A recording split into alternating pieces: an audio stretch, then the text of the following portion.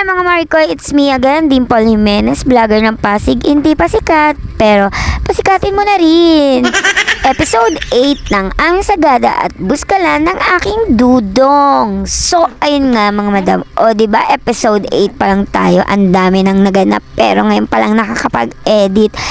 So, ayun nga mga madam, dahil gabi na nga kami dumating dyan sa Sagada, hindi na kami nakapagpa-register nung mga gabing yon. Kasi nga, sarado na ang tourist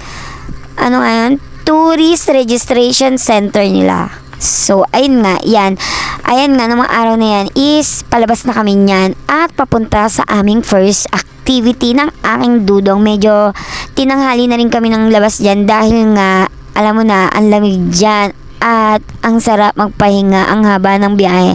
Syempre, ang gusto lang namin is magpahinga. So, ayun nga, ginising ko na ang aking dudong ko dyan dahil anong oras na nga din dyan, diba? Nagpunta ng Sagada para matulog. Syempre, hindi, diba? O, ayan nga, papanik na kami dyan. Oo nga, papanik kami dyan kasi medyo nasa baba sila, Tita Luisa, ang transient house nila. Pero alam mo mga madam, ang ganda-ganda talaga yan sa lugar na yan at napakalamig. Anong month na? February nung month na nagpunta kami dyan. O diba, February, anong petsa na ngayon? Ngayon pa lang ako nakakapag-upload.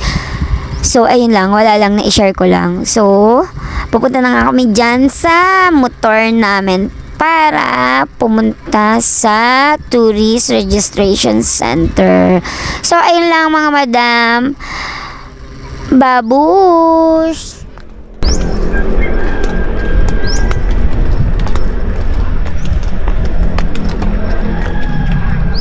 Dito tayo umano? Di, Diyan yun. di nga. Inalalayan niya pa nga ako kagabi. Huwag ka makulit, diretso pa. Hindi ba dyan? Dito. Ha? Oo, yan o.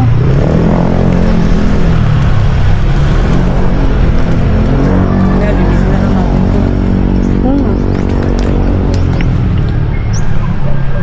Di.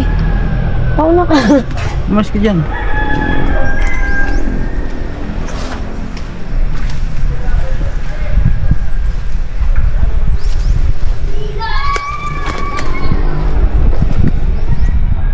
Ako hawakan mo.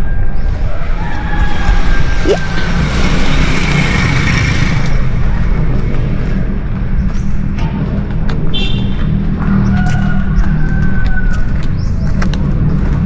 So, diba?